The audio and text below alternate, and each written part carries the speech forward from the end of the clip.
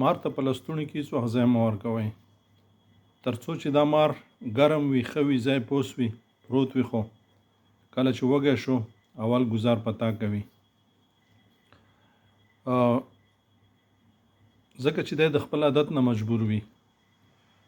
ډېر انسانان داسې وي چې ته به فکر کوې چې ملایکه ده خو داسې کار به وکړي چې د چا سره یې کړی وي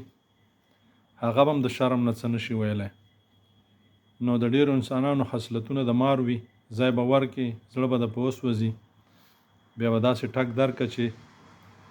ستا د ژوند سره به لوبې وکړه ستا د حیا سره به لوبې وکړه ستا د مال او ستا د احساساتو سره به لوبې وکړه چې بیا به هیڅ علاج نه وي نو مخکې د دې نه باید هوښیار اوسئ چې مار ته او د مار په څیر انسانانو ته په لستوڼي کې چې هغه خپل وي که پردي وي ځای ور نه کوي تر څو بیا پښیمانه نه وئ السلام علیکم ورحمة الله